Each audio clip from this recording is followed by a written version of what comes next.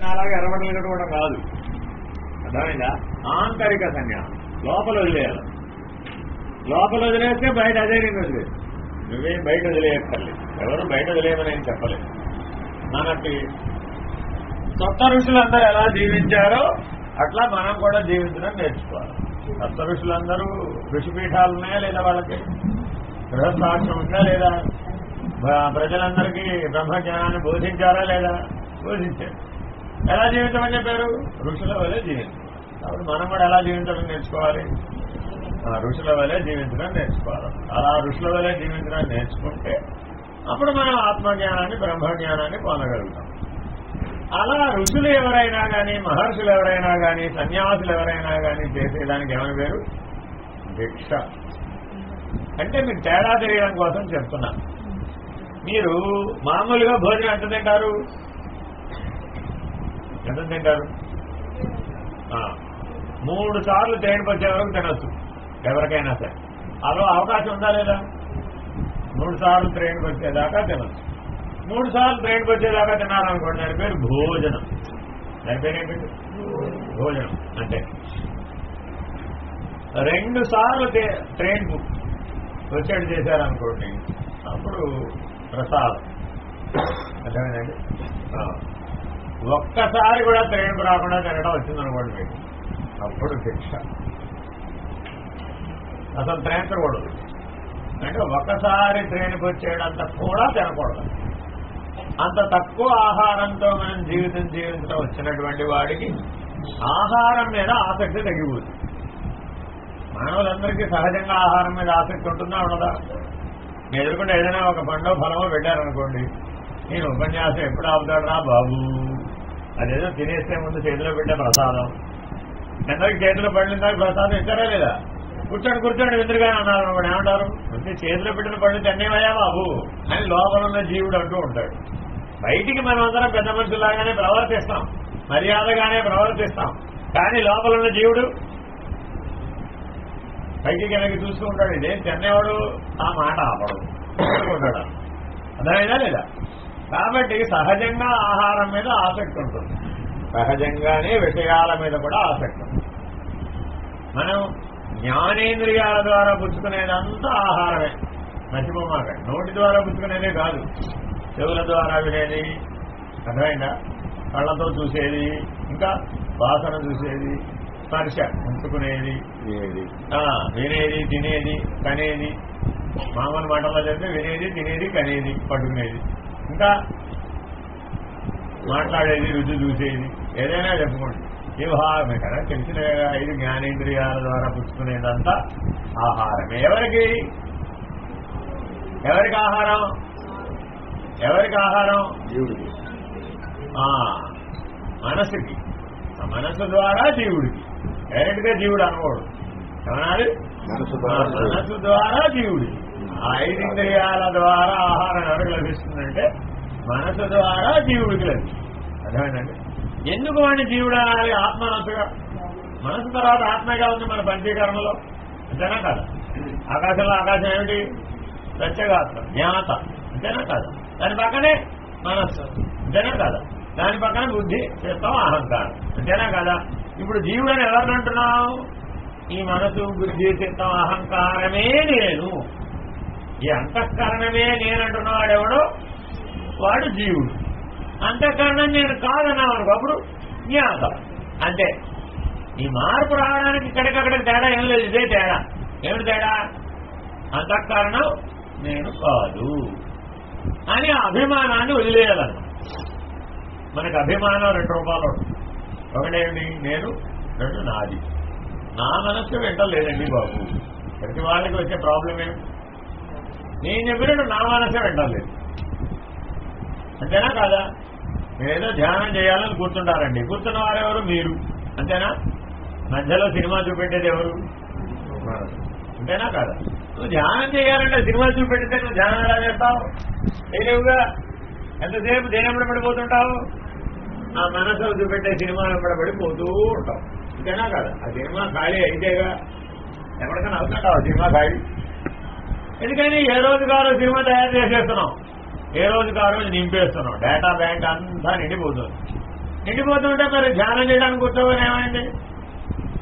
ఆ రోజు తిన్నవి, ఆ రోజు విన్నవి, ఆ రోజు కన్నవి, ఆ రోజు అనుభవించినవి, ఆ రోజు భోజనం అంతా మళ్ళా తిప్పి చూపిస్తూ ఉంటుంది.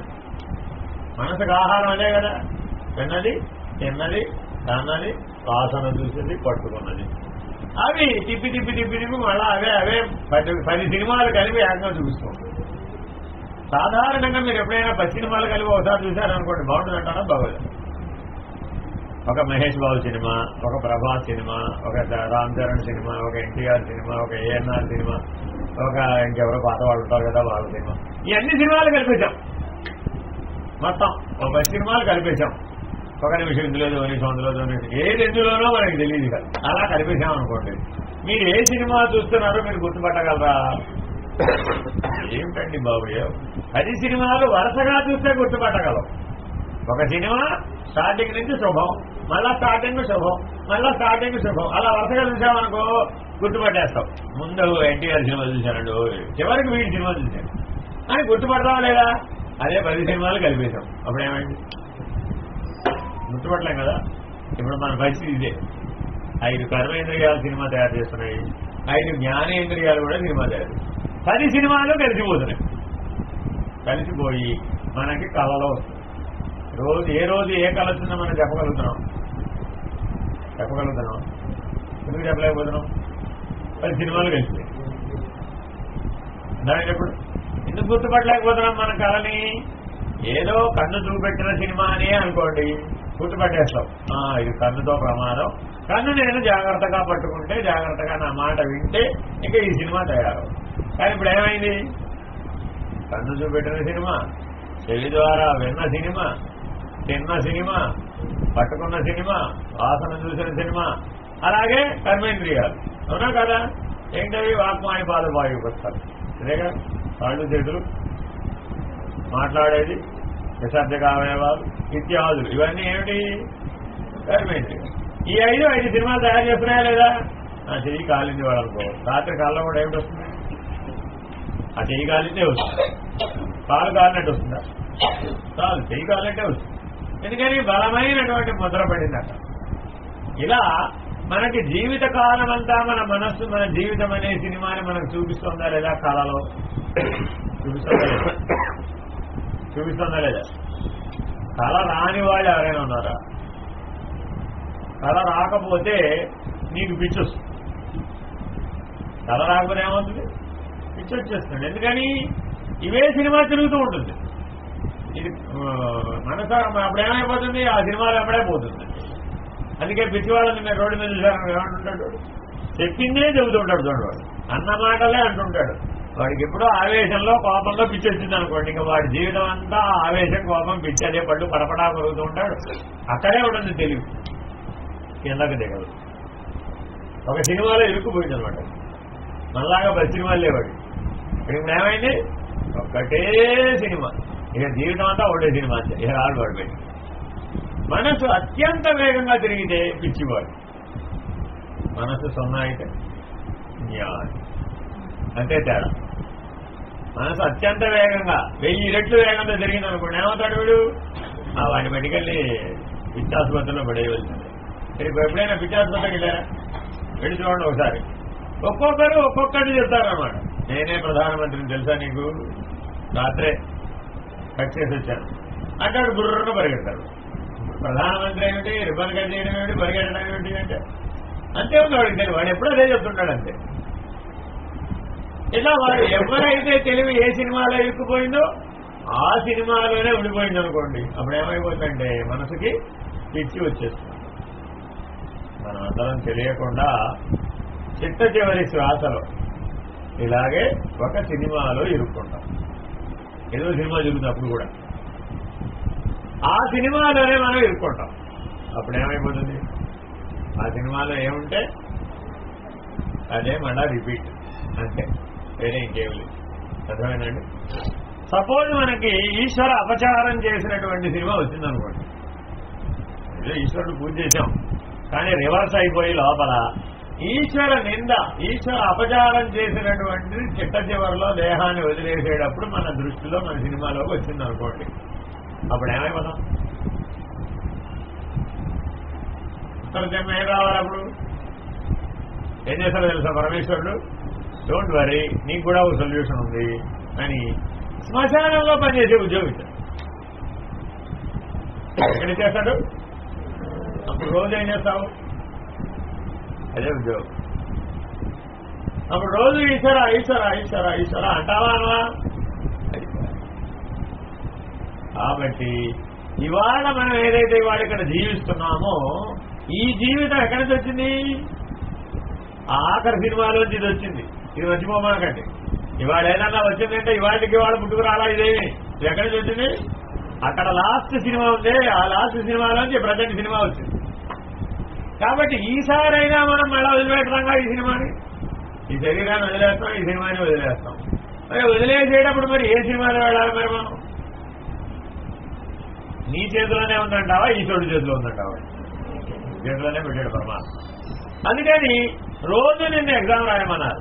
రోజు నిద్ర అనే ఎగ్జామ్ రాయమన్నారు. రోజు నిద్ర పోయేటప్పుడు లోపలికి వెళ్ళగానే మనకు వచ్చేది ఏంటి? కలలే. ఏ కళలైతే వస్తున్నాయో గమనించు, వాటిని సాక్షిగా ఉండు. అప్పుడు ఆ కళలు అక్కడే అంతమైపోతాయి. ఒకటి 10 అవ్వకుండా ఉంటాయి, 10 100 అవ్వకుండా ఉంటాయి. ఎప్పుడైతే మనకి ఊహలు పరిగెడుతూ ఉంటాయి అప్పుడు ఏమైపోతుంది? 1 10, 10 100, 100 1000, 1000 10,000 అయిపోతుంది.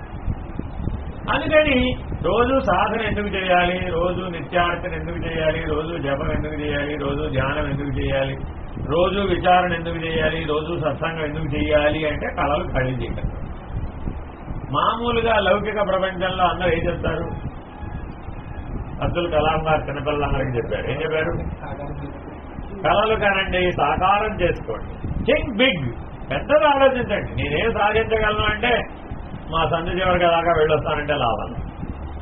నేను చంద్రుడి దాకా వెళ్ళొస్తాను, నేను సూర్యుడి దాకా వెళ్ళొస్తాను అని థింక్ బిగ్, పెద్దగా ఆలోచించాలి. ఆలోచించి ఊరుకుంటే సరిపోతుందా? దాన్ని సాధించేటంత వరకు శ్రమ చేయాలి అని చెప్పారు. అది తప్పలేదు. ఎందులో? అది లౌకికం, బయట బహిర్ముఖంలో. మనం మాట్లాడేది ఎక్కడెప్పుడు లోపల అంతర్ముఖ వ్యవహారం. అర్థమైందండి? కాబట్టి ఇప్పటి వరకు మీరు ఎవరైనా సరే బోల్డ్ కళలు ఇంకా కంటున్న వాళ్ళు ఎవరైనా ఉంటే మీరేం చేయాలి? ముందు కళలు కనడం మానేయాలి. అర్థమైందండి? అప్పుడే మీ ధ్యానం కుదురుతుంది. మా అబ్బాయి కనీసం IAS అన్నా అవ్వాలి అని నువ్వు కలగన్నావు అనుకోండి, ఏమైనా ప్రయోజనం ఉందంటావా? ఎవరు కలగనాలి? ఎవరు చదవాలో వాడు అనుకోవాలి. అంతేనా? నువ్వు IAS అవ్వాలని మీ ఆయన అనుకుంటే ప్రయోజనం ఉందంటావా? ఉపయోగం లేదు. అర్థమైందా?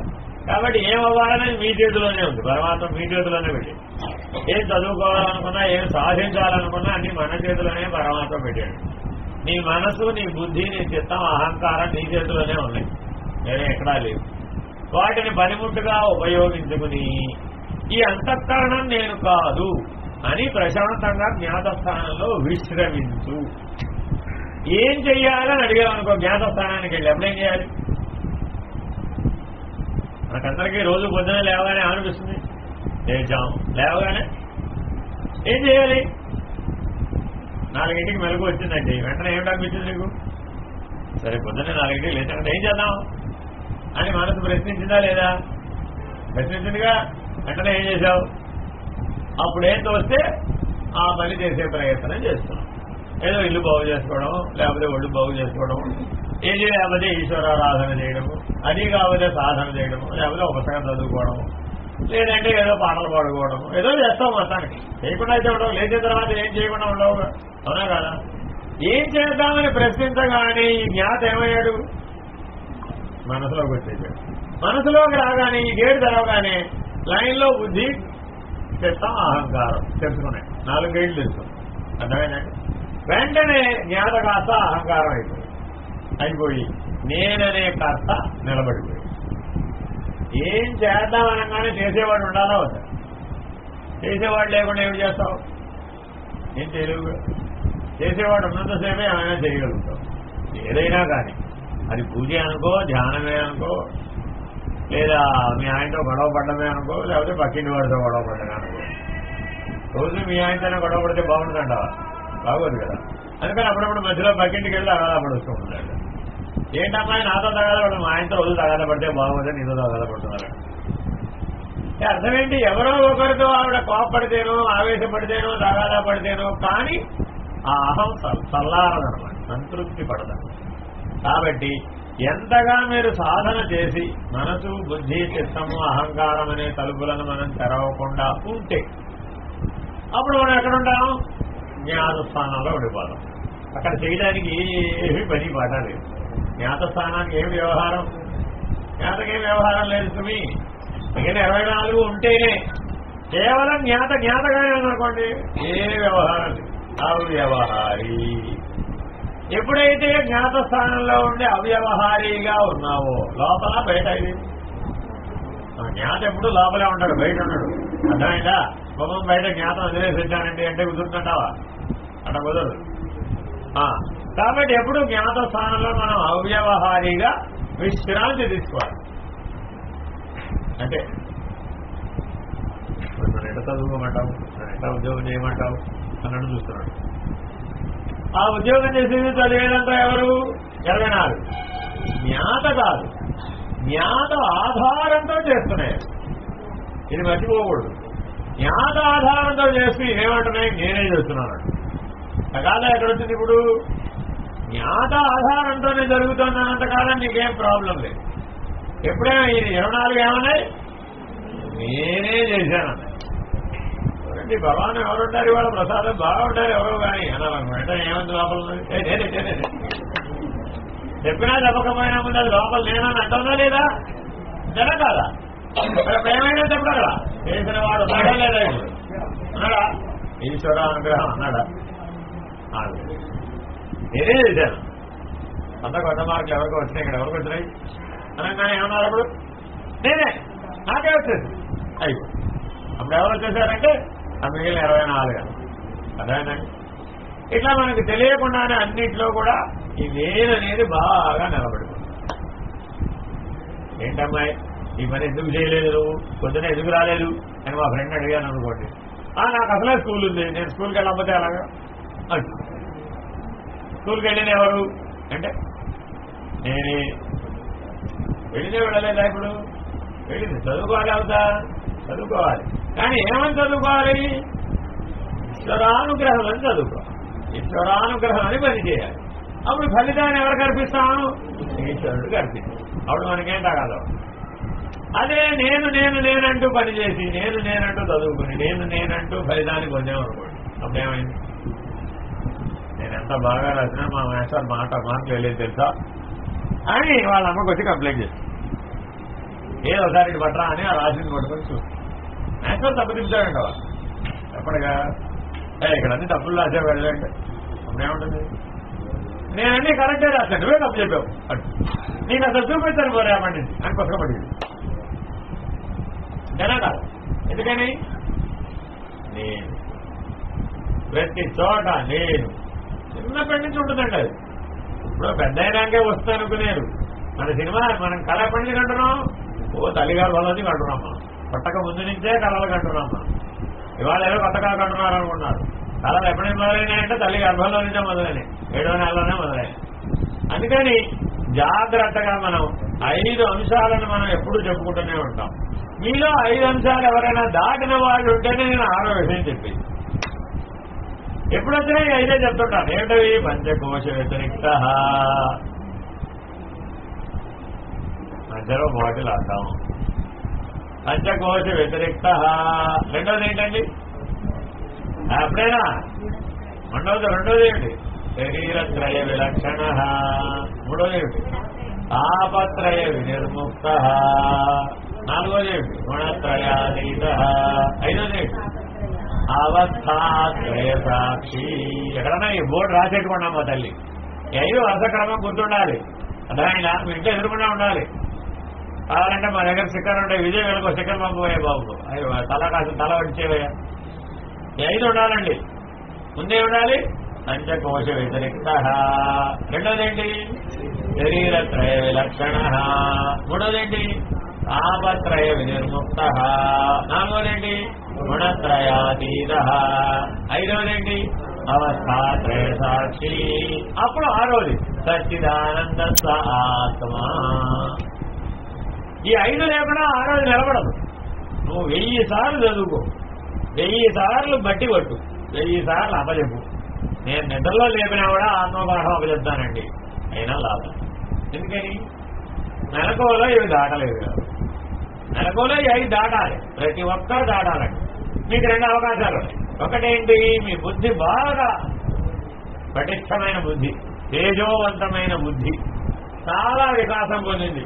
అటువంటి బుద్ధి ఉంది అనుకోండి మీకు, అప్పుడేం చేయొచ్చు, ఆ బుద్ధిని ఉపయోగించి దాటేయచ్చు.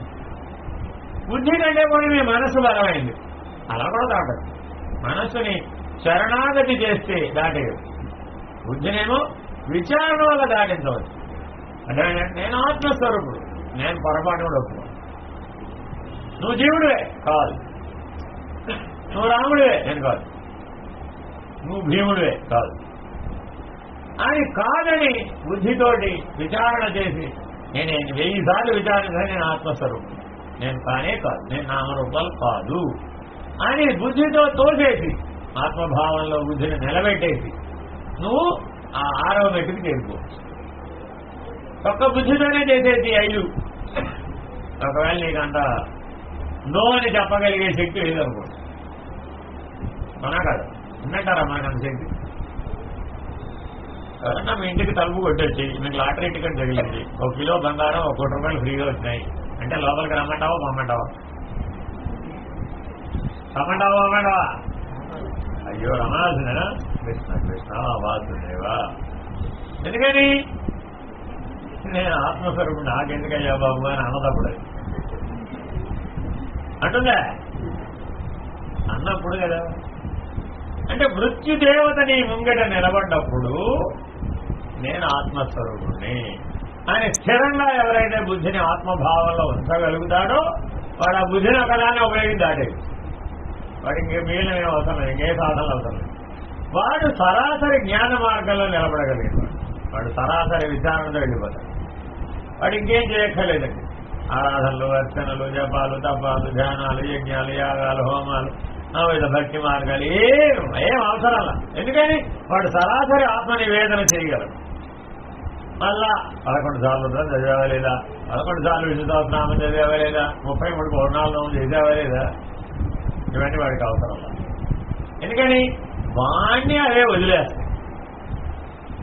వాడు వదిలేయడం కాదు, ఇవన్నీ ఇప్పుడు చదివినవన్నీ ఏం చేస్తాడంటే వీడు ఈ కేటగిరీ వాడు కాదురా బాబు అని వదిలేస్తాయి. వాడు సరాసరి విహంగ మార్గంలో ప్రవేశించవచ్చు, జ్ఞాన మార్గంలో ప్రవేశించవచ్చు. అలా ఉన్నవాడైతే వాడికి బుద్ధి వాడి చేతిలో ఉండదు, స్వాధీనమే ఉంటుంది. అదే బుద్ధిని బట్టి వాడు ఏం చేస్తాడు, ఆత్మభావంలో ఇస్తాడు. ఇంకా అన్యం ఏదైనా సరే రిజెక్ట్ స్ట్రైట్.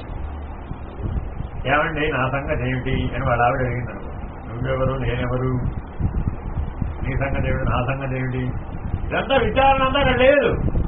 అంతటా ఉన్నది ఆత్మస్వరూపమే. మళ్ళా భార్య భర్త ఈ పొజిషన్ల మధ్యన సంఘర్షణలు, నీ అకౌంట్ నా అకౌంట్, నీ ఆస్తి నా ఆస్తి, నీ పిల్లలు నా పిల్లలు, ఈ గొడవ అంతా లేదు అక్కడ. స్ట్రైట్ కట్ ఆన్సర్ అనమాట. అక్కడ ఎక్కడ ఎవరిని చూసినా, ఏ ప్రపంచాన్ని చూసినా, ఏ ప్రకృతిని చూసినా, ఏ జీవరాశిని చూసినా సర్వము ఆత్మస్వరూపంగా. అసలు రెండవదే లేదు. వీడు మనకి వస్తాడు దేనికి, స్ట్రైట్ జ్ఞాన మార్గాన్ని. ఇక మనకంత బుద్ధిశక్తి లేదనుకోండి, అంటే అప్పుడప్పుడు నేను పొరపాటు చేసే అవకాశం ఉంది. అది మీరు అట్లా అనుకోమంటే అనుకోలేను. ఇప్పుడన్నా బాగా తెలివితేటలు ఉన్నప్పుడు అనుకుంటాను, కానీ మిగిలినప్పుడు మామూలుగానే ఉంటానండి.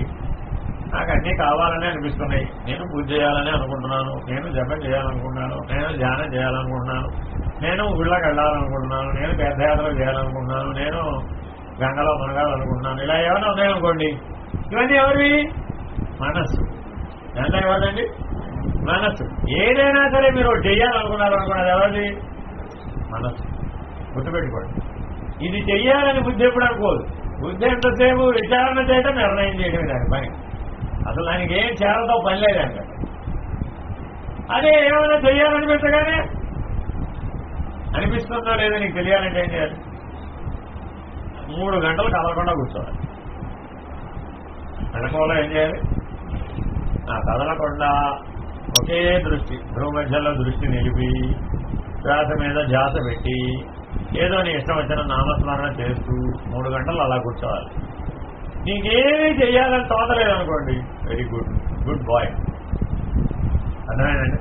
ఏమన్నా చేయాలని చూస్తుంది అనుకోండి, అప్పుడు అప్పుడు అప్పుడు శరణాగతి. మీకు ఆ పరిష్కారం ఏంటంటే శరణాగతి. ఈశ్వర, ఈ పూటకి ఈ పని అప్పచెప్పావు, నీ చేతిలో పనిముట్టుగా ఆచరిస్తున్నాను, నా అంతా నేనేది చేయడం లేదు అని ఈశ్వరార్పణ బుద్ధితో చేయాలి. ఎందుకని చేత మానేస్తే మన జీవితం ఎట్టాడుతుంది. ఇప్పుడు మరి మన మనసును వాడాలా వద్దా? వాడాలి. కానీ ఎలా వాడాలి? శరణాగతితో వాడాలి. బుద్ధిని వాడాలా వద్దా? వాడాలి. బుద్ధిని ఎలా వాడాలి? అనన్య భక్తితో వాడాలి. బుద్ధిని ఎలా వాడాలి? అనన్య భక్తితో వాడాలి. అంటే నాకు ఈశ్వరుడికి భేదం లేదనే స్థితిలో బుద్ధిని ఉంచాలి. మనసును ఏం చేయాలి? ఈశ్వరుడికి శరణాగతి చేయాలి. ఈ మనసుకి బుద్ధికి పరిష్కారం అది. మన చిత్తాన్ని ఏం చేయాలి? మరిగా ఉందా లేదా మనకి? అందుకే ఎలా తెలుసు మీకుందని? చిత్తం ఉందని ఎలా చెప్పగలవు? ఒకే పనిని 10 సార్లు చేయాలనిపిస్తుంది. ఏదైనా సరే చేసిన పనే మళ్ళా చేయాలనిపించింది అనుకోండి, అది నీ చిత్తం ఖాతాలో అర్థమైందా? ఒకటి చెప్పండి చూద్దాం. పోయిన జన్మలో పెళ్లి చేసుకున్నారో చేసుకోవాలి? మీరంతా చేస్తున్నారా? అంతకుముందు జన్మలో అన్ని జన్మలలో ఇప్పటికి 1000 లక్షల సార్లు పెళ్లి చేసుకున్నావు, ఈ కష్టాలను అనుభవించావు కదా, అలా ఈ జన్మలో కూడా పెళ్లి చేసుకోవాలని అనిపించింది, కానీ మానేయాలని ఎందుకు అనిపించలేదు? చిత్తవృత్తి చేత. పెళ్ళనే కాదు, ఆ ప్లేస్ లో ఏదైనా పెట్టుకోండి, ఇష్టం.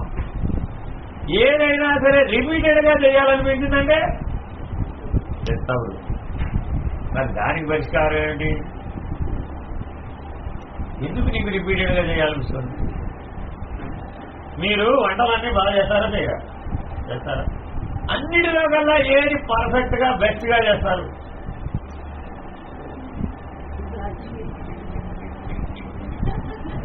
చరిత్ర అంతా తిరగేయాలన్నమాట. తిరగేస్తే ఏం తెలియదు, ఏదో ఒకటి వెళ్తా చాలా, ఏదో ఒకటి అధ్వానం నేనా కదా. అదేంటది? పరమాన్నం పులిహార దద్దోజనం అన్నం కావాలి, అది అధ్వానం. ఎందుకని అన్నం అన్నమాట? ఇందులో నీ చెత్తం ఇరుక్కుపోయింది. ఏమైనా అక్కడ చెత్తం ఇరుక్కుపోయింది. ఏమని? పర్ఫెక్ట్ నేను చేసినట్టు ఎవడు చేయదు.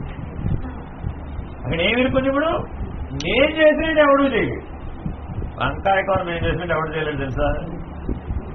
లోపలది అంటూ ఉంటుంది. మీకు బయటకు ఏం తెలియదండి, చిత్తవృత్తి అసలు బయటకు ఏమి తెలియదు. కానీ నువ్వు పనిలోకి వెళ్ళగానే అది వచ్చి ముందు కూర్చోండి. ఎవరన్నా మీ ఇంటికి సూపర్లేటివ్ గెస్ట్ ప్రధానమంత్రి గారు వస్తున్నారు అన్నారు అనుకోండి, ఏం చేస్తావు? అప్పుడు బాగా వండగలిగిన వండుతావా? ఇప్పుడే కొత్తగా ఏదైనా 8 ఒకటి ప్రయోగం చేద్దాం, అరటి పంట లంబా ఒకటి ప్రయోగం చేద్దాం అని అనుకున్నాం అనుకోండి, ఏమైపోతారు? బాగా ఉద్యోగం ఒకటి గోవింద నారాయణ అయిపోయి. అలా మీరు ఎవరన్నా అనుకుంటారా?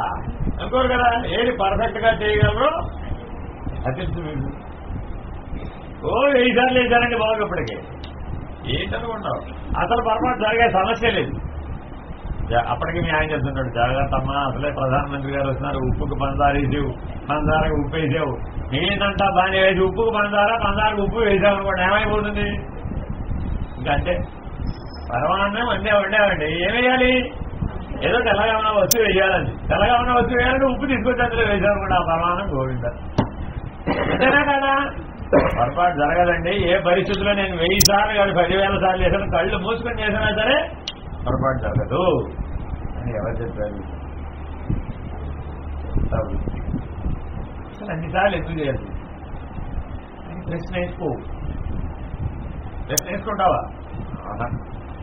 అదే శ్వాసతో సమంగా జపం చేయమన్నాను అనుకో, ఏం చేయాలి? శ్వాసతో సమంగా జపం చేయాలి. చేస్తే చిత్త వృత్తులు ఖాళీ అయిపోతాయి. లేకపోతే మీరు నమశివాయ చేయాలనుకోండి, ఇందాక ఎవరో చేశారు కొంతమంది జపం. ఆ నమశివాయ జపం ఎలా చేయాలి? శ్వాసతో సమంగా చేయాలి. చేస్తే నీకు ఎడమ లేదుగా, ఆ ఊపిరి ఆపితేనే, ఆ జపం ఆపితేనే చిత్తవృత్తి పనిచేస్తుంది. నువ్వు ఆపవుగా, అప్పుడు ఏమైపోయింది? ఆ వృత్తికి ఎడం ఇవ్వలేదమ్మా. నువ్వు ఏదో పనిలో సీరియస్ గా పనిచేసుకున్నావమ్మా, మీ పిల్లలు వచ్చి ఏదో అడిగారమ్మా, ఏమంటావు? చేతిలో పని ఉందిరా, పని అయిపోయినాక నువ్వు చెప్పింది ఆలోచిస్తా అంటావు. ఇదేనా కాదా?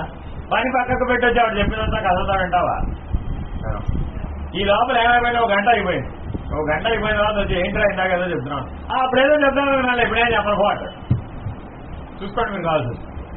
కాబట్టి ఈ చిత్తం ఎవరయ్యా అంటే ఆ చిన్నపిల్లవాళ్ళే. వాడు చెప్పినప్పుడు కనుక విన్నామనుకో గంట 2 గంటలు కాదు చెప్తాడు.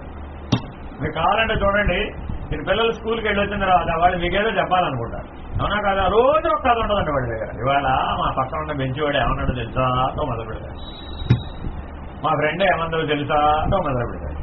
ఏదో ఒకటి చెప్తాడా చెప్పడా? సరే ఒక నిమిషం ఆగరా అబ్బాయి, నేను పనిలో ఉన్నాను, 10 నిమిషాలు ఆగొచ్చి వింటానని ఒక గంట ఆగొచ్చి అడిగావు. ఏరా ఇప్పుడు ఏంటి ఏదో చెప్తున్నావు చెప్పండి. ఏదో ఇందాక చెప్తాను అనుకోలేదు, ఇప్పుడు ఏం లేదు, అయిపోయింది. మరి ఈ కాసేపట్లో ఎలా పోయిందా కథ అంటే వాడు స్కూల్ నుంచి ఇంటికి వచ్చేదాకా ఆ కథను మోసుకుంటూ మోసుకుంటూ మోసుకుంటూ వచ్చాడు నీకు చెప్పాలని. టైం వచ్చేటప్పటికి ఏమైపోయింది? ఉప్పు బొమ్మలాగా కరిగిపోయింది. అడిగితే చెప్పలేదుగా, అప్పుడు చెప్తేనే చెప్పడం. అంటే మన ఎమోషన్స్ అన్ని, ఆవేశాలన్నీ, సుఖ దుఃఖాలన్నీ, రాగద్వేషాలన్నీ చిత్తవృత్తులలోనే ఉంటాయి. అదేనండి. ఆవేశం వచ్చినప్పుడు మనం సత్యాలు మాట్లాడతాం లేదా? అవునా? ఎందుకని మామూలుగా ఉన్నప్పుడు ఎందుకు మాట్లాడమండి? ఎవరైనా పాపం వచ్చినప్పుడు చెప్పాలి వాడి సంగతిగా.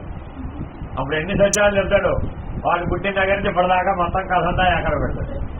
పెడతాడా లేదా? మీరు కూడా అంతే.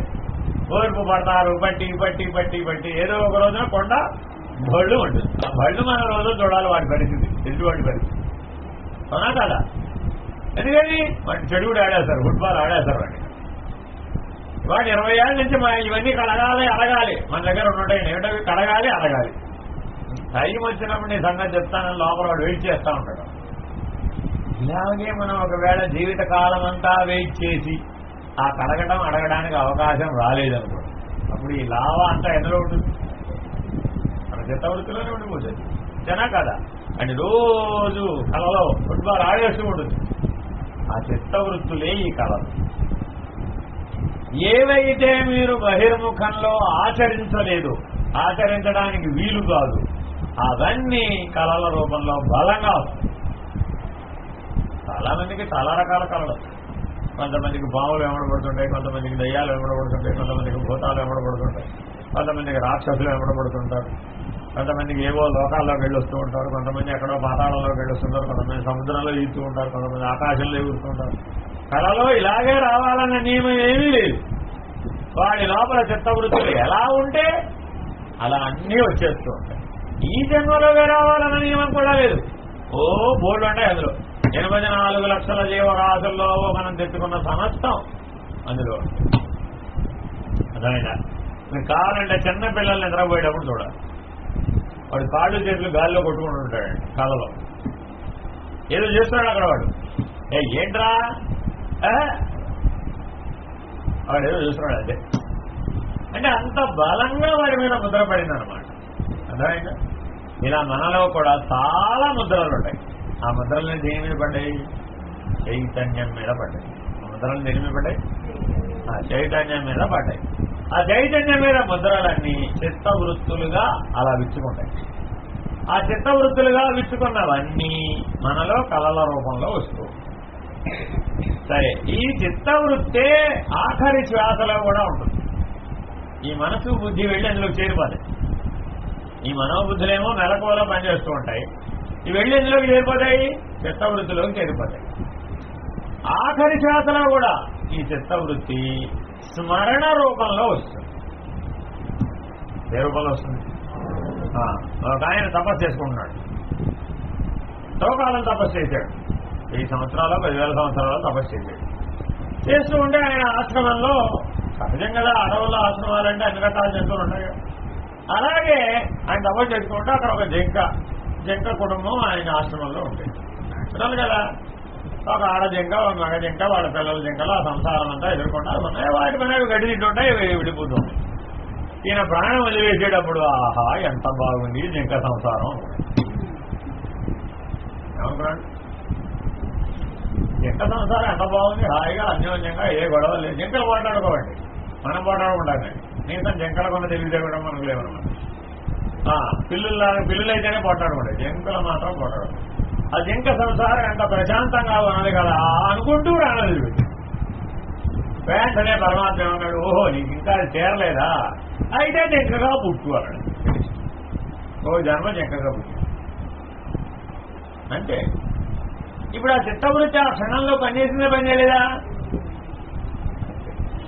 ఈ లెక్కనసలు మన దగ్గర ఎన్ని చిత్తవృత్తులు ఉన్నాయో ఒకసారి లెక్క రాదా ఉంటుందా? ఒక చిత్తవృత్తికి ఒక జన్మ పడితే మనలో ఉన్నటువంటి చిత్తవృత్తులనే లెక్క రాస్తే మనకి ఎన్ని జన్మలు వచ్చే అవకాశం ఉందండి? ఒక్కొక్కటి చూస్తే ఒక్కొక్క ఆలోచన కలుగుతుంది మనకి. చూసుకోండి, మీరు కావాల్సి వస్తుంది. ఈ ప్రపంచంలో 10 మందో 20 మందో 30 మందో 50 మందో ఉన్నారనుకోండి, ప్రతి ఒక్కరి ఎడలా మీకు ఒక అభిప్రాయం ఉందా లేదా? ఉందా లేదా? ఉందా లేదా? ఉంటుందా? మీ ఫ్రెండ్ మంచోడో చెడ్డాడో ఏదో చెప్తావు, మంచోడో చెడ్డాడు, అది అభిప్రాయమేనా కాదా? అలా ఎంతమంది అయితే అంతమంది మీద నీకు అభిప్రాయం ఉందా లేదా? ఉంటుంది. ఆ అభిప్రాయమే అభ్యాసం చేసే కొద్దీ, అలవాటయ్యే కొద్దీ బలంగా మంత్రపడిపోయి చిత్తవృత్తిగా మారి చివరిలో మనకి తిరుమతి ఆఖరి శ్వాస, అదే మరణ వేదన. ఆ మరణ వేదన జరిగేటప్పుడు ఏ వృత్తి దగ్గర అయితే నీ శ్వాస వదిలేసావో ఆ వృత్తికి సంబంధించిన జన్మ జీవితం అక్కడ వెళ్ళిపోతుంది. అర్థమైందా?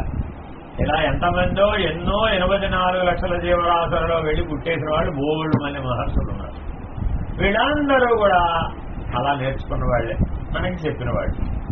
కాబట్టి వాళ్ళందరూ కలిసి ఏం చెప్పారు, అరే నాయన మానవుడు చేయగలిగినటువంటి ఉత్తమమైన పని ఏమి? పుట్టిన తర్వాత పోయే లోపల ఏం చేయాలంటే మనం ఓ సంచి ఖాళీ చేయాలట. ఏమిటి ఆ సంచి? చేస్తాం. అందులో ఏమిటున్నాయి ఆ సంచిలో? వృత్తులు. మాయాబజార్, మాయా మరాఠీ చూసారా లేదు సినిమా? ఈశ్వరరావు గారు ఇలా ఏమంటాడు మంత్రదాన్ని నిలబడి, అయ్యో సాంబా ఏం కావాలి నీకు అని అడుగుతాడు. ముందేళ్ళు కావాలి గురువు అంటాడు. డింగ్ అంటే డింగ్ అంటే ముందే అంతే. మన చిత్తవృత్తి ఆ సంచి అనమాట. అర్థమైందండి? నువ్వే జరిగితే అర్థమైందా? ఆ సంచి ఖాళీ కానంత వరకు పునర్జన్మ రాక మానసు. కాబట్టి 5 సూత్రాలు మనం చిత్తవృత్తులను ఖాళీ చేయడానికి బాగా వాడాలి. ఏమిటవి? పంచకోశ వ్యతిరిక్త, శరీరత్రయ విలక్షణ, కామత్రయ వినిర్ముక్త, గుణత్రయాతీత, అవస్థాత్రయ సాక్షి. అప్పుడు 6వది సచ్చిదానంద ఆత్మ. అర్థమైందండి? అప్పుడే అది వర్కౌట్ అవుతుంది. ఎవరికైతే ఈ చిత్తవృత్తులు శూన్యమైనయో వాడికి ఈ చిత్తమే సచ్చిదానందములోని చిత్ ప్రకాశంగా మారిపోతుంది. ఏమవుతుంది? ఎవడైతే సాధనపూర్వకంగా చిత్తవృత్తులను ఖాళీ చేశాడు, ఏదో ఒక రకంగా ఏ సాధనైనా ఇష్టం ఏం చేయాలి? అల్టిమేట్ గా నీ వృత్తులన్నీ ఖాళీ అయిపోవాలి. వృత్తులు ఖాళీ అయిపోయినా నీకు ఎలా తెలుస్తుంది అంటే నిద్రలో చీకటి ఉండదు. నిద్ర కూడా ఒక వృత్తే, మర్చిపోమాకండి. రోజు రాత్రి నిద్ర వస్తుందా రావట్లేదా? పుట్టిన దగ్గర నుంచి పుట్టక ముందు నుంచే వస్తుంది. ఎప్పటిదాకా వస్తుంది? ఇందాకేం చెప్పా? పదే పదే పదే పదే చేయడమే వృత్తి. చేసిన పనే మళ్ళా చేస్తున్నామా చేయడం లేదా? నిన్న నిద్ర వేరే, ఇవాళ నిద్ర వేరే అని చెప్తారు ఎవరన్నా? నిన్న నిద్ర వేరే లేదు బాబు, ఇవాళ నిద్ర వేరే అంటావా? అదే నిద్రేనంటావా? నిద్ర ఎప్పుడూ ఒకటే, తేడా ఉందంటావా? ఏం లేదు. నిన్న తిన్న అన్నమే ఇవాళ తింటున్నాం, నిన్న పోయిన నిద్రే ఇవాళ కూడా పోతుంది. రోజు మళ్ళా రిపీటెడ్ గా చేస్తే అవన్నీ మన వృత్తిలో భాగం అయిపోయినా అయిపోలేదా? అంతేనా కాదు? ఉదాహరణ చెప్తాను మీ అందరికి సులభంగా తెలుసుకోండి. రోజు మీ ఆయనకి పప్పు కూర పచ్చడి చారు పెళ్ళైన దగ్గర నుంచి వెండి పెట్టడం అలవాటు చేసేవన్నా, ఒకరోజు వండలేదు. వెంటనే మీ శ్రీవారు ఏమన్నారు?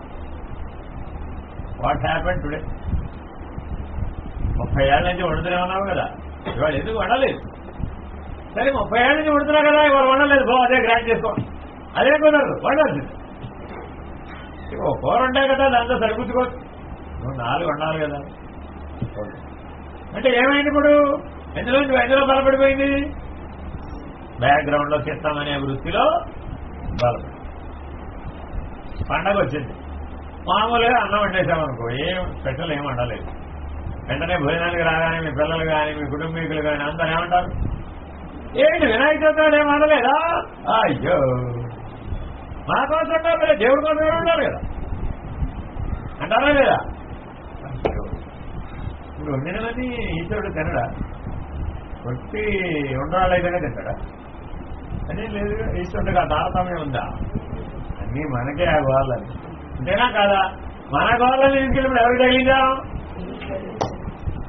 ఇది చిత్తవృత్తిలో ఉన్న అజ్ఞానం. అర్థమేనండి, జాగ్రత్తగా మీరు ప్రతిరోజు గమనించాలండి. నేను మీ అందరికీ అర్థం కావడం కోసమని సులభంగా మీ నిత్య జీవితంలో ఉన్న మాటలే చెప్తున్నాను.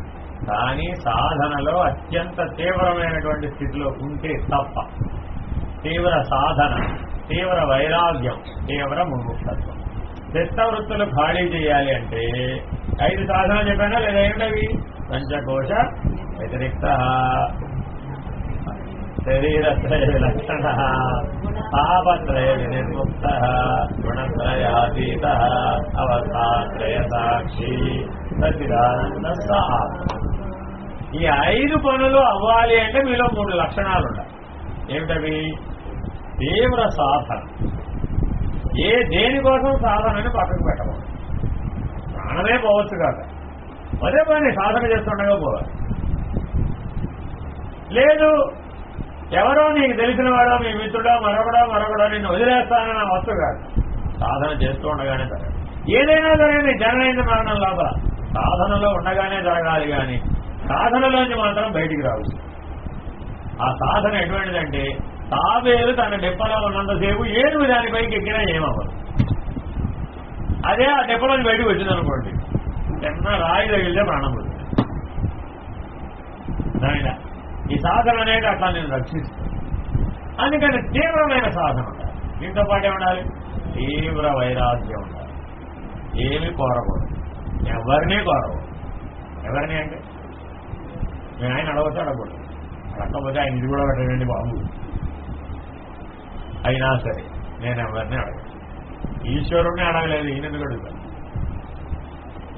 అర్థమైనా, మీరు ఎక్కడో ఉద్యోగం చేస్తున్నారు అనుకోండి, మీ పైన ఎవరో బాగుంటారు, ఏమైనా అడగాయా ఇస్తానన్నాడు, ఏమడగతావు. బాస్ అడగమంటే ఏమైనా అడిగేస్తావా, అడగవా, ప్రమోషన్ ఇవ్వండి అంటావుగా, ఇంక్రిమెంట్ ఇవ్వండి అంటావుగా.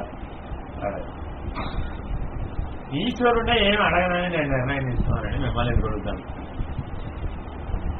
అంతే, అడగండి, నేను అంతే అడగనని నిర్ణయం తీసుకున్నారో అడగనండి. ఎందుకని, నాకేం అక్కర్లేదు, నాకేం అవసరం. తీవ్ర వైరాగ్యం. ఎంత తీవ్ర వైరాగ్యం, బ్రహ్మాండాధిపత్యం ఇస్తానంటారు. వద్దన్న వాడికి వడ్డించగలుగుగా. ఎవరికైతే ఈ చిత్తవృత్తులు ఖాళీ అయిపోయి ఈ చిత్తమే చిత్ స్వరూపంగా మారుతుందో అప్పుడు దేవతలు ప్రత్యక్షం అవుతారు. అదే గుర్తు.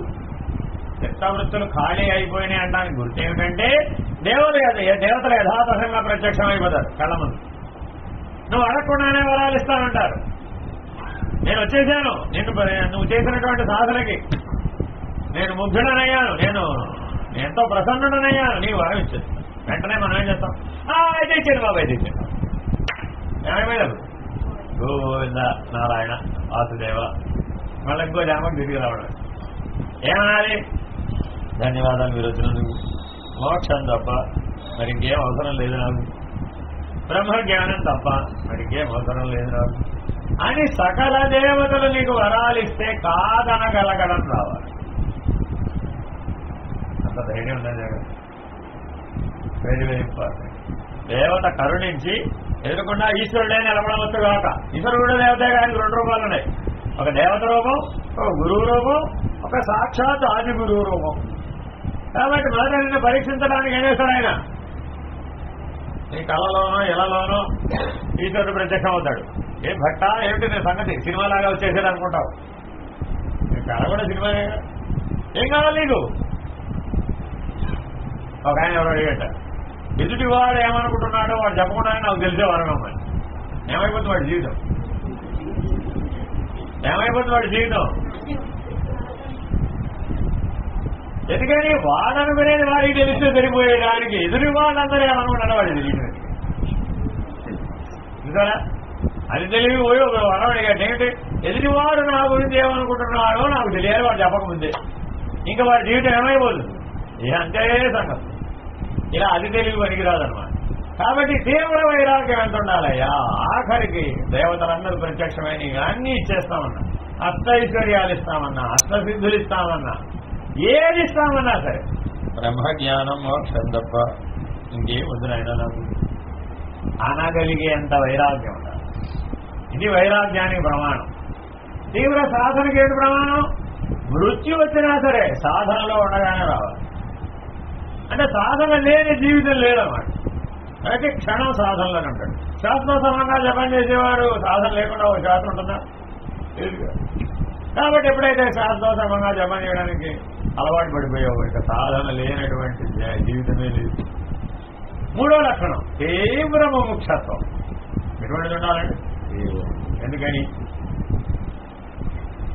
నీకు ఆ దేవతలు ప్రసన్నం అవడం వలన, ఈ ప్రకృతి ప్రసన్నం అవడం వలన నీకు ఎటువంటి పదవులో రావచ్చు, ఎటువంటి రాజయోగాలు రావచ్చు, ఎటువంటి విశేషమైనటువంటి లైన్లో అందరూ కాలమే పడిపోతారు. అంతా జీవితం అంతా పూలదండలు, ఫోటోలు, శాలువాలు, కాలమే పడిపోవటాలు అంతా ఇంత రాదుగా. చివరికి ఎంత దశ వచ్చేస్తుందంటే బ్రహ్మరాధం పట్టేటంత వచ్చేస్తుంది. దేవేంద్ర పదవి అందరి పదవి వచ్చేస్తుంది. అప్పుడు మనం ఏం చేయగలగాలి? ఏమనగలగాలి? No thanks. ఏమనాలి? దేవేంద్ర పదవి ఇస్తానంటే అన్నవాడెవడు? తీవ్ర ముముక్షత్వం కలిగిన వాడు. వాడొక్కడే అనగలుగుతాడు, మిగిలిన వాడు అనలేదు. అర్థమైందండి? మీ బాస్ని అర్జెంటుగా తీసేసి మీ బాస్ ప్లేస్లో నేను పెట్టేసాడు అనుకో, ఏమనిపిస్తుంది? వాడికంటే నేనే క్యాప్. అందుకని అది చేయడం పెట్టి ఏమైపోయింది ఇప్పుడు అక్కడ వెనకాల సాధనాబలం వరంగా మారిపోయింది. అంటే సాధనాబలం సున్నాకు వచ్చేసానంటేగా. అప్పటికే 20 ఏళ్ళో 30 ఏళ్ళో 50 ఏళ్ళో 10 ఏళ్ళో సాధన చేసిన సాధనా ఫలితం అంతా ఒక దశకి చేరుకునేటప్పటికీ ఒక దేవత తథాస్తు అని ఓ వరం ఇచ్చేసింది అంతే. వెంటనే వీడు కాసేవాడు, వాడికి అర్హత లేకపోయినా సరే అందరి పైకి వెళ్ళి కూర్చున్నాడు. ఈ 10 మందిని దాడేసి అవతల కూర్చున్నాడు. ఏమనుకున్నాడు? కాసేపు నేనే కింగ్ అనుకున్నాడు. చాలు, ఆ నేనే కింగ్ అనుకుంటే చాలు వాడికి, అంతే ఓ పని అయిపోయింది అంతే. మళ్ళా ఓ 10 జన్మల పాటు వెనక్కి వెళ్ళిపోతుంది. ఎందుకని? అలా బోల్డ్ కథలు, బోల్డ్ కళలు. మన జీవితం అంతా కథలు కథలు కథలు కథలు. నేను ఎవరినైనా సరే మీ జీవితం గురించి చెప్పండి, అందరూ ఏం చెప్తారు? అయితే కథలు, లేకపోతే కళలు అంతే. ప్రమోషన్ వచ్చింది అనుకోండి అయ్యారు, అప్పుడు ఎలా ఉండాలి? కోరకుండు అంతే కదా. నీకేం పని?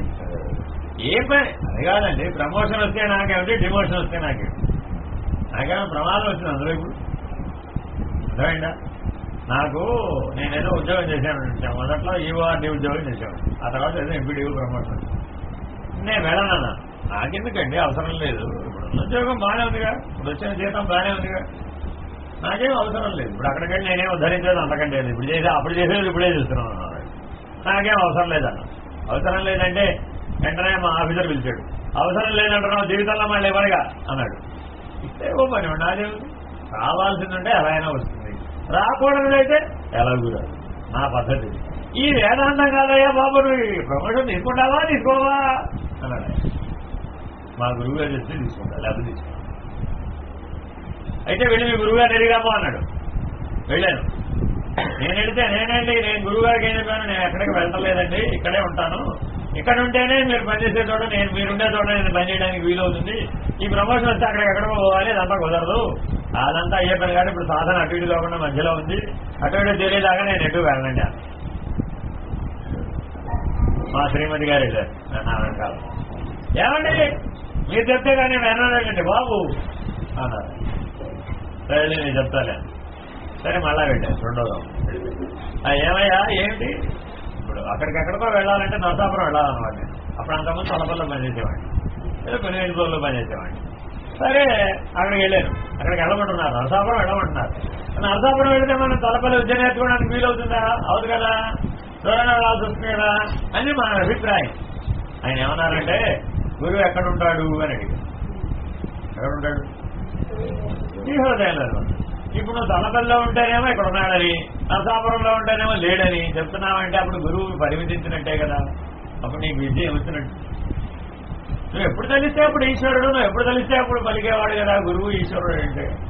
కాబట్టి నువ్వు ఆ స్ఫూర్తితో నడవడం నేర్చుకోవాలి. కానీ ఏడప్పుడు తల్లి కొంగట్టుకుని తిరిగినాడు చిన్నపిల్లలాగా, 3 ఏళ్ల పిల్లలాగానే ఉంటానంటే జీవితం ఏమైనా బాగుపడుతుందా అని ప్రశ్న సరైందేనా కాదా?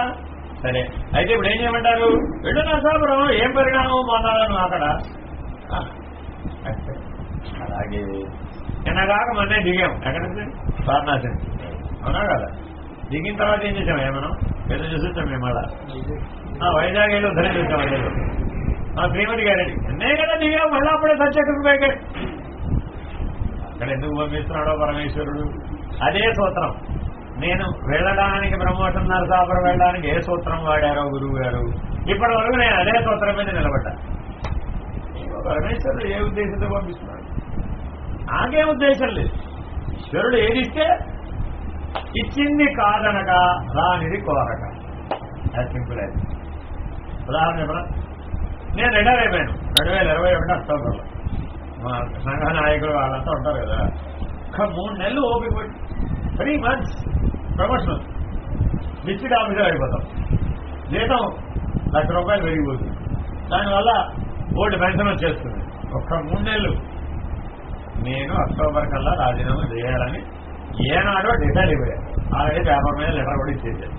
ఇప్పుడు నీ ప్రమోషన్ కోసం నేను వాయిదా వేయను. ఎందుకని? ఈశ్వరుడు ముందు నాకు రిటైర్మెంట్ అనే పెట్టేశాడు అక్కడ ఆల్రెడీ. ఎందుకంటే ఇప్పుడు మళ్ళా వచ్చిన ప్రమోషన్ ఇస్తానంటారు. నేను ఇచ్చేవాడు వీడు కూడా ఈశ్వరుడు అయి ఉండదు కదా. ఆయన వాదన చూడండి. అదే ఈశ్వరుడు అని ఎందుకు అనుకున్నావు? ఇదే ఎందుకు అనుకున్నావు? నాయన, నేను 25 ఏళ్ల క్రితం మా గురువు గారికో వాగ్దానం చేశాను. ఏమని? నేను రిటైర్ అవుతానండి. ఇప్పుడు కాదు, 25 ఏళ్ల క్రితం రిటైర్ అవుతాను. ఆయన ఏమడిగాడు తెలుసా? ఆయన నువ్వు ఇప్పుడు రిటైర్ అయిపోతే నీకు పెన్షన్ ఎంత వస్తున్నాను? ఎంత వస్తుందంటే 5,000 వస్తుందంటే. 5,000 తోటి మేము నెలలు అలా గట్టెక్కిస్తావు. చాలా కష్టం కదా. ఓ పని చేయి, రోజుకు ₹1,000 అయినా నీకు పెన్షన్ వచ్చిందో ఆ రోజు రిటైర్ అవ్వు అని 25 ఏళ్ల క్రితం చెప్పాడు. నేను 25 ఏళ్ల నుంచి మా వాడిని అడుగుతుంటాడు, ఏ బాబు నాకు పెన్షన్ ఎంత వస్తున్నారు? ఏమిటండి బాబు ప్రతి సంవత్సరం అడుగుతారు మీరు పెన్షన్ ఎంత వస్తుంది మనం చెప్పాడు అన్నమాట వాడు. మీరు అడిగిన పని అయిపోయిందండి, రోజులో ₹1,000 వస్తాయి, మేము 1,000 వచ్చేస్తుంటారు. అయితే పెట్టేసే రిటైర్మెంట్. ఇది ఎక్కడండి బాబు కూడా? ఇంకా 8 ఏళ్ళు ఉంది మీకు సర్వీస్, ఇంకా బోర్డు చేయొచ్చు, మీరు బోర్డు సంపాదించు. నాకేంటి గైరావన్నీ అడో మా గురువు గారికి చెప్పా, రోజుకో ₹1,000 ఇస్తున్నాడు, రిటైర్ అయిపోమన్నారు ఆయన. అలాగే అన్నాడు ఆయన, వాగ్దానం ఇచ్చా. అయిపోయి వాడు వచ్చింది, వాడు వస్తున్నావా లేదా? ఆ పెట్టేసే రిటైర్ ఫినిష్. ముందు వెనుకలు ఆలోచించలేదనే వాళ్ళు లేరా ఇప్పుడు? ఉంటారా ఉంటారా? లౌకిక దృష్టిలో అర్థమైందండి. అదే అంతర్ముఖ దృష్టిలో లాభం ఏంటి, నష్టం ఏంటి? ఇంకా అందరూ పోతే లాభమా నష్టమా? మరణిస్తే లాభమా నష్టమా? ఏవి లాభ నష్టాలకి సంబంధపడ్డవి కావాలి. నీవు పుట్టడం లాభమా నష్టమా? భోజనం చేయడం లాభమా నష్టమా? రోజు భోజనం మానేస్తే ₹100 మిగులుతుంది. ప్రయోజనం ఉందా? కాబట్టి మన జీవితంలో ఈ లాభ నష్టాల బేరీజు వేసుకునే దాంట్లో చిక్కుకుపోతాము. అన్నీ అంతే. ఎవరితో అయినా ఏదైనా మాట్లాడాలనుకోండి, ఏదైనా చెయ్యాలనుకోండి, ఏదైనా చెప్పాలనుకోండి, ఆగి స్వార్థం, స్వలాభం, రజోగుణం. ఈ రజోగుణం ఉన్నంత కాలం ఈ 3 లక్షణాలు వస్తాయా? ఏమిటా 3? తీవ్ర సాధన, తీవ్ర వైరాగ్యం, తీవ్ర ముముక్షత్వం. ఈ 3 ఉన్నవాడే చిత్తవృత్తులను ఖాళీ చేయడం. సందేహం లేదు. ఎవరైతే చిత్తవృత్తులు ఖాళీ చేశారో వాడికి ఆ చిత్తం ఏమైపోయింది? ఇప్పుడు సచ్చిదానందంలో ఉన్న చిత్ ప్రకాశంగా మారిపోయింది. మారిపోగానే నిద్ర నిర్మాణం అయిపోయింది. చిత్తవృత్తి లేదుగా నిద్ర నివృత్తి. ఆ నిద్ర నివృత్తి కాస్త నిర్వాణ స్థితికి చేరిపోతుంది. అప్పుడు కళ్ళు మూసుకుంటే వాడికి చీకటి ఉండదు. చీకటి లేకపోతే నిద్రపోగలవా? ఇప్పుడు మనం చీకటి కోసం ఏం చేస్తున్నాం? తలుపులు అన్నీ వేసేసి లైట్లు అన్నీ తీసేసి రాత్రి పూట కూడా అవునా కదా? ఎందుకని లైట్ అంటే నిద్రరా బాబు. చిత్ ప్రకాశమే ఆవిర్భవిస్తే ఇప్పుడు నిద్రపోతుంది. నిద్రే లేదుగా, నిద్ర నిర్వాణం అయిపోయింది, నిద్ర సమాధి. ఎప్పుడైతే నిద్ర సమాధిగా మారిపోయిందో అప్పుడు ఆత్మ సాక్షాత్కార జ్ఞానం కలిగింది. అప్పుడు సత్ అనే నిర్ణయం కలిగింది. అప్పుడు సచ్చిదానందం అయినా అవ్వలేదు. అప్పుడు ఈ 5 పూర్తయిపోయినా అయిపోలేదా? నిద్ర ఎప్పుడైతే తొలగిపోయిందో అప్పుడు మేలుకో ఉందా? కాలందా? నిద్ర ఉంటేనేగా కాలం ఉందా? నిద్రపోయిన వాడే మేలుకోవాలి, అంతేనా కదా? నిద్ర అనేది వస్తూ ఉంటుంది, పోతూ ఉంటుంది. మెలకువ ఎవరైనా నాకు మెలకు వస్తుందండి అంటారా? ఎవరన్నా ఏమంటారు మీరు? నిద్ర వస్తుందండి అంటారు ఎవరైనా, అంతేనా కదా? కాబట్టి పోయేది కూడా ఇది నిద్రే. ఎప్పుడు ఉండేది ఏంటంటే ఎప్పుడు నేననే మెలకువ, నేను ఆత్మస్వరూపుడనే మెలకువలో ఉండడం. అదే అవస్థాత్రయ సాక్షి. ఎప్పుడైతే నీకు ఆ సచ్చిదానంద స్థితి, నిద్ర సమాధి స్థితిలో ఉండే ఆత్మ సాక్షాత్కార జ్ఞానం కలగగానే నీవే సచ్చిదానంద స్వరూపుడు అని ఎవరు చెప్పక్కర్ల. నీకు స్వానుభవంలో ఆ నిర్ణయం కలుగుతుంది. ఇంక ఈ 5 లక్షణాలు నిన్ను వెంబడించరు, ఇక వదిలేదు. పంచకోశ వితరిక్త, శరీరత్రయ విలక్షణ, ఆపత్రయ వినిర్ముక్త, గుణత్రయాతీత, అవస్థాత్రయ సాక్షి. ఈ 5 నీకు సహజం అయిపోయి నువ్వు సహజంగానే ఉన్నదంతా ఆత్మస్వరూపమే, ఉన్నదంతా బ్రహ్మస్వరూపమే. వ్యష్టిగా ఆత్మస్వరూపం, సమిష్టిగా బ్రహ్మ. అదేగా బ్రహ్మాండ పంచీకరణ, పిండాండ పంచీకరణ. ఇక్కడ జ్ఞాత, అక్కడ కూటస్థుడు. అంతేగా. ఇక్కడ 24 ఏమో ఇంద్రియాలు, అక్కడేమో 24 తత్వాలు, అధిష్టాన దేవతలు. అంతేగా. మరి అక్కడ సాక్షి ఎవరు? కూటస్థుడు. ఇక్కడ సాక్షి ఎవరు? ఈ సాక్షి ప్రకాశమే, ఈ జ్ఞాత ప్రకాశమే, ఆ కూటస్థుడు కూడా ప్రకాశమే. అదేమో సర్వవ్యాపక ప్రకాశం. ఇది కూడా ఈ శరీరం అంతా, ఈ ప్రకృతి అంతా, ఈ పంచభూతాత్మకమైన ప్రకృతి అంతా వ్యాపించిన ప్రకాశం. మరి ఇప్పుడు ప్రకాశమే నేనుగా ఉన్నాడా లేదా? ఎప్పుడైతే ప్రకాశమే నేనుగా ఉన్నాడో దానికి ఏమైనా మార్పు ఉంటుందట? పొద్దున ఎక్కువ, సాయంత్రం తక్కువ, మధ్యాహ్నం ఎక్కువ, గ్రహణం రోజు తక్కువ, అమావాస్య రోజు మరింత తక్కువ, అలా ఏమైనా ఉంటుందా? సూర్యప్రకాశానికి ఏముండదుగా, సూర్యప్రకాశం ఎప్పుడు ఒకటే. అలాగే ఆ కూటస్థ ప్రకాశం, ఆ సూర్యప్రకాశం ఒకటే. అందుకే పూజలో మధ్య మధ్య ఏమంటారు? ప్రత్యక్ష దీపందరూ చేయాలి. ఏ బాబు నువ్వు వదిలేనాయన, ఇది కాదు. మధ్య మధ్యలో మనం ఏమైపోతుంటావు? ఇదని కూడా ఉండవు. ఇదంటే వ్యష్టి నామరూపాలతో కూడుకున్న దీపం నేను అనుకుంటున్నావు, జీవాత్మ చైతన్యాన్ని నేను అనుకుంటున్నావు. కానీ నువ్వెవరు? పరమాత్మ చైతన్యం. ఇదే చైతన్యమే, అది పరమాత్మగా కూడా. నేను పరమాత్మ స్వరూపుణ్ణి అని ఎవడైతే మేల్కొన్నాడో ఇప్పుడు వాడు మళ్ళా పోవాలంటావా? పోవక్కర్లేదంటావా? పోవాలా? ఎందుకని? జీవభావం లేదుగా అక్కడ. జీవభావం అన్నంతసేపే ఈ మృత్యువు గొడవ. జీవభావం వదిలేస్తే ఆ మృత్యువు గొడవ. అప్పుడు మీరు కూడా మృత్యుంజయులే, అప్పుడు పరమేశ్వరుడే. ఇలా మనం తరించడానికి ఈ నిత్యార్చన తొలిమెట్టనమాట. మొదట పలక మీద దిద్దాలా వద్దా? డైరెక్ట్ గా PhD రాసేస్తా, 1వ క్లాస్ చదువుకోకుండా కుదరదా? అయ్యో, అంతేనా కదా? ఎంతటి వాడికైనా సరే. కాబట్టి ఇదంతా మొదట రోజు అభ్యాసం చేయాలి. దీని ద్వారా నిదానంగా ఇందులోకి ఎక్కాలి మనం. ఈ 5 లక్షణాలు సంపాదించాలి. ఆ తర్వాత ఏం చేయాలి? 3 లక్షణాలు సంపాదించాలి. మొదటి 5 లక్షణాలు ఏంటి? పంచకోశ వ్యతిరిక్త, శరీరత్రయ విలక్షణ, ఆపత్రయ వినిర్ముక్త, గుణత్రయాతీత, అవస్థాత్రయ సాక్షి. అప్పుడు ఏం చేయాలి? తీవ్ర సాధన, తీవ్ర వైరాగ్యం, తీవ్ర మోక్షం. ఈ మూడింటిని ఉపయోగించే ప్రవృత్తుల్ని సమూలంగా ఖాళీ చేసి ఒక్క మూల మిగిల్చుకోకూడదు. అప్పుడు ఏమైంది? వాసనాక్షయమైంది. వృత్తి లేకపోతే వాసన, వాసన లేకపోతే వృత్తి. ఎప్పుడైతే ఆ స్థితిని సంపాదించావో అప్పుడు సచ్చిదానంద స్థితి అనుభవాన్ని. అది ఎప్పుడైతే అనుభవానికి వచ్చిందో నీకు ఆత్మనిష్ట కలుగుతుంది, తుర్యనిష్ట కలుగుతుంది. అది ఎప్పుడైతే కలిగిందో అప్పుడు నీకు మహావాక్యాలు ఫలిస్తాయి. అప్పటి వరకు మహావాక్యాలు ఫలిస్తాయి. మీ అందరికి మహావాక్యాలు తెలుసా తెలియదా? తెలుసా? ఏమిటో మహావాక్యాలు? ప్రజ్ఞాన బ్రహ్మ తత్వమసి బ్రహ్మాత్మే అని మహాత్మా బ్రహ్మ ఫలించినాయా? ఫలించినాయా? ఎప్పుడు ఫలిస్తాయి? తురీయ నిష్ఠ.